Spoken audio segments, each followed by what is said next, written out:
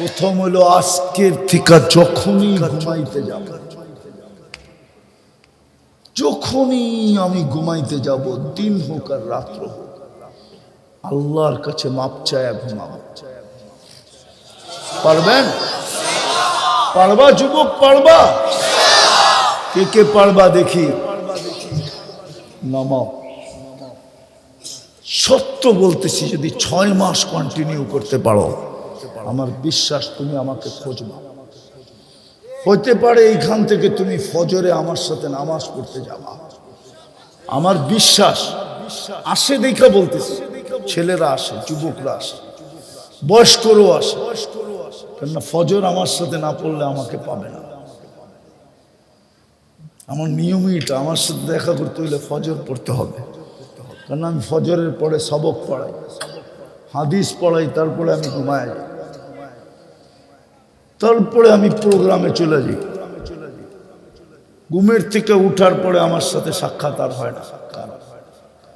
আমরা যুবকদেরকে দেখতেছি, রাত্রে রাস্তা দিয়ে গেলে দেখতেছি 20-30 কিলো পর্যন্ত মোটর সাইকেল দৌড়াইতে থাকে পিছে পিছে। ওই দিন আমি বলেছিলাম 20 কিলোমিটারে শীতের ভিতরে যুবক আমার পিছে দৌড়াইতে ছিল। আমি গাড়ি থামাইছি, সবাই বললেন এত দ্রুত গতিতে আসতেছে, আপনি থামাবেন কেন? যদি কোনো বিপদ হইলে দেখা যাবে।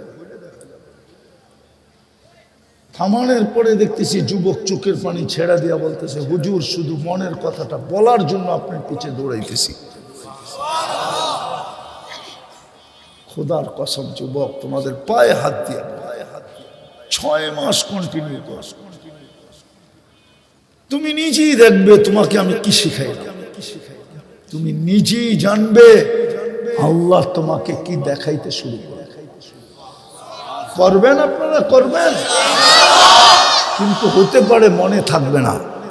এই জন্য আমি একটা পদ্ধতি বলতেছি, এরকম একটা সাদা কাগজ নেবেন,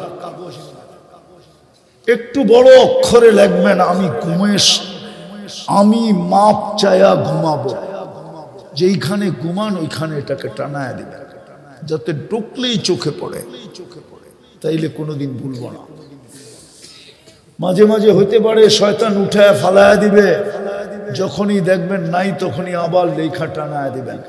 2-3 বার করার পরে আর শয়তান এটা হাত দিয়ে ছোঁয়ার ক্ষমতাও রাখবে না। পারবা যুবক? পাক্কা? পাক্কা? সবাই? আমি মা বোনদেরকেও বলতেছি, আমাদের জন্য বিরাট বড় হাতিয়ার। নাইলে কোরআন বলতো না, ইস্তাগফিরু রাব্বাকুম ইন্নাহু কানা গফফারা। কোরআন এই চিৎকার আমাদের সামনে দিত।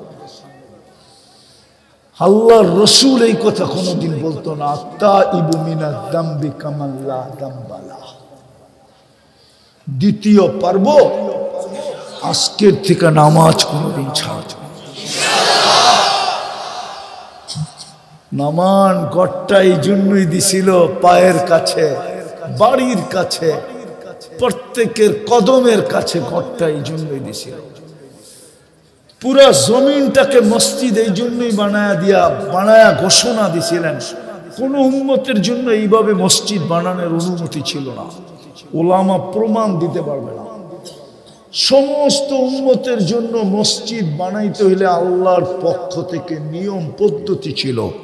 এই উম্মতকে বলছে জুইলাত লিয়াল আরদু মসজিদা, পুরা জমিন মসজিদ বানায় দিলাম, যেখানে খুশি বানাও। আমরা চাই তোমরা সোনা হয়ে আসো, কিয়ামতের দিন যেন জান্নাত হাতে উঠায় দিতে, মরার পরে যেন তোমাকে জান্নাত দিয়া দিতে পারে। আরে আমি তো বড় দেরিতে বলতেছি, আরো আগে নিয়ে আসতেছি।